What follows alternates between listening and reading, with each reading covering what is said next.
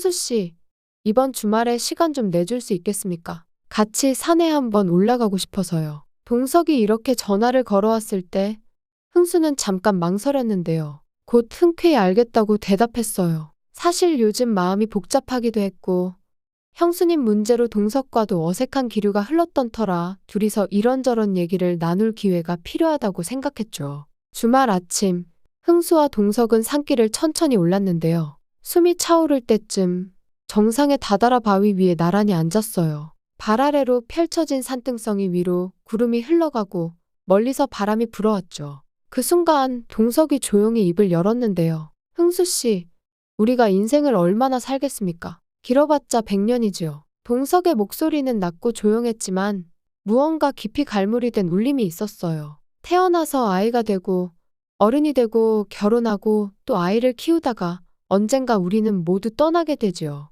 문제는 그 떠난 뒤 남은 사람이라는 겁니다. 흥수 씨도 아시잖아요. 먼저 간 사람들보다 살아남은 사람들의 외로움이 얼마나 잔인한지 말입니다. 흥수는 입술을 깨물었는데요. 자신도 알고 있었어요. 죽음은 남은 사람을 잔혹하게 만들었죠. 특히 형수님을요. 형님이 떠난 이후 그녀가 보여주었던 무너짐과 강한 척하는 모습이 교차하는 순간들은 얼마나 무거운 울림을 남겼던가 싶었어요. 그럼에도 흥수는 형님을 위해 형수님이 기꺼이 외로움을 견뎌줄 거라고 믿고 싶었죠. 그것이 가족으로서의 도리라며 스스로를 설득했었는데요. 흥수 씨, 짧은 인생을 그렇게 외로움 속에서만 산다면 그게 과연 행복한 삶이라고 할 수 있을까요? 형수님이 그 긴 슬픔의 터널을 지나오면서도 가족을 위해 얼마나 자신을 견뎌냈는지 생각해 보신 적 있으십니까? 그 순간 흥수는 가슴이 철렁 내려앉았는데요. 사실 그는 그런 생각을 하지 못했어요. 그저 형수님이 형님의 이름과 추억을 그대로 껴안고 살아가는 모습을 당연하게 여겨왔죠. 그것이 올바르다고 생각했어요. 그는 설익은 답변처럼 작게 중얼거렸는데요. 하지만 형님에 대한 미안함은 어떻게 하겠습니까? 동석은 고개를 끄덕이며 흥수의 말을 이해한다는 듯 마주 보았어요. 맞습니다. 미안함은 당연히 있겠지요. 하지만 그렇다고 해서 모든 걸 거기에 묶어놓을 수는 없습니다. 슬픔과 미안함 속에 이미 살 만큼 살았다면 이제는 그 모든 걸 안고 앞으로 걸어가야 하지 않을까요? 계속 울타리 안에 남겨둔다면 그건 결국 우리 스스로 그녀를 외로움 속에 묶어두는 게 아니겠습니까? 동석은 계속해서 말했는데요. 식물도 동물도 사람도 다 짝이 있어야 행복한 거라고 생각합니다. 둘이 있을 때 외롭지 않지요. 나이 들어 한쪽이 세상을 떠나면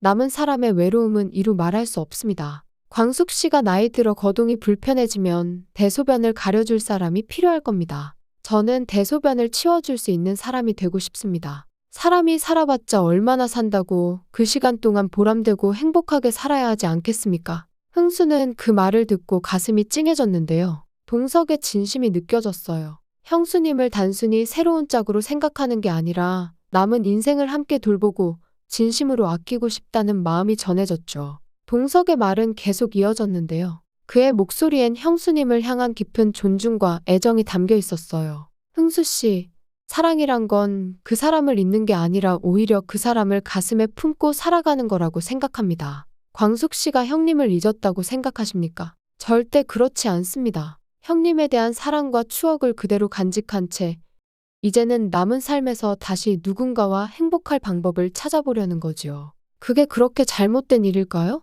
흥수 씨도 아시잖아요. 결국 인생은 한 번뿐이라는 걸. 그 말을 듣는 순간 흥수는 동석이 진실로 형수님을 사랑하고 있다는 것을 알았어요. 동석의 말에 흥수의 마음이 조금씩 풀리기 시작했는데요. 형수님은 정말 많은 것을 가족을 위해 희생해왔어요. 형님을 잃고 난 뒤에도 저와 가족들을 위해 최선을 다해 살았어요. 흥수 씨, 광숙 씨한테서 장수 씨와 흥수 씨에 대해서 자세히 들었습니다. 흥수 씨가 느끼는 배신감과 혼란, 충분히 이해합니다. 형수님이 형님을 잃은 지 얼마나 됐다고 또 다른 남자랑 재혼한다는 사실, 그거 솔직히 받아들이기 너무 힘들지요. 흥수 씨가 장수영을 얼마나 사랑했는지, 그리고 장수영이 흥수 씨 인생에서 어떤 의미였는지 잘 알고 있습니다. 장수영은 흥수 씨가 어릴 때부터 곁에 항상 있었잖아요. 흥수 씨가 부모님 잃고 힘들어할 때마다 엄마 아빠처럼 곁을 지켜줬지요. 흥수 씨가 힘들 때마다 편지도 써주고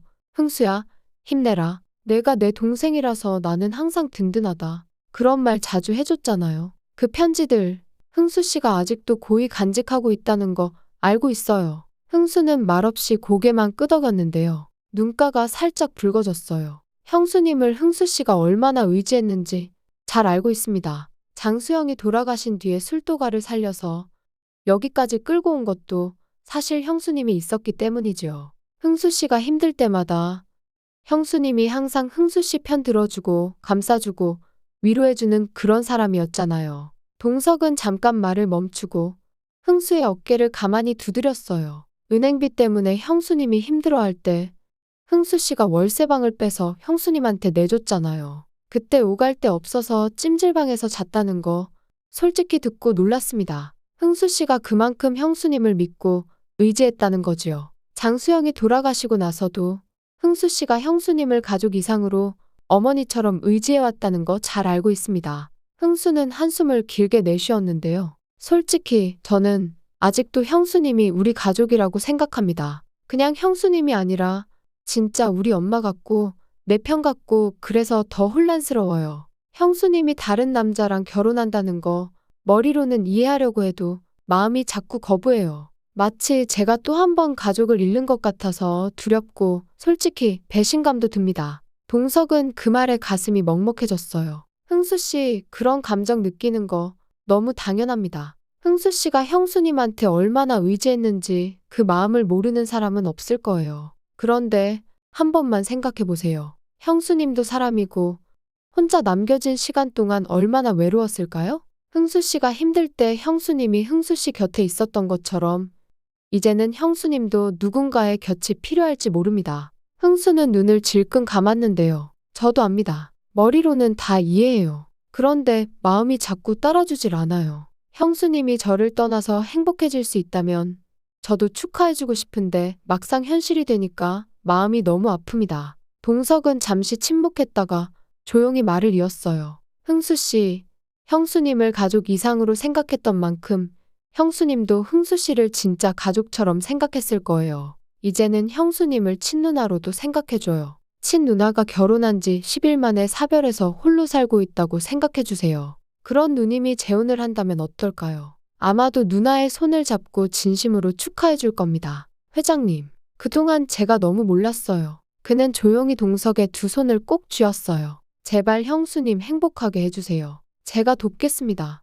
진심으로요. 동석은 눈가에 미소를 머금으며 흥수의 어깨를 두드렸는데요. 고맙습니다, 흥수 씨. 이제야 마침내 저를 이해해주는군요. 두 사람은 바위에서 일어나 천천히 산 아래로 내려왔어요. 바람은 잔잔했고 그들 사이의 긴장감은 온데간데 없이 사라졌죠. 흥수는 내려오는 길에 자신에게 묻고 또 대답했어요. 인생에 진짜 소중한 것이 무엇일까? 그리고 그는 마침내 답을 얻었죠. 아마도 그것은 사랑일 거야. 그는 오늘의 대화를 통해서 진심으로 동석과 형수님의 재혼을 진심으로 축하하게 되었어요. 구독과 좋아요는 콘텐츠 제작에 힘이 됩니다.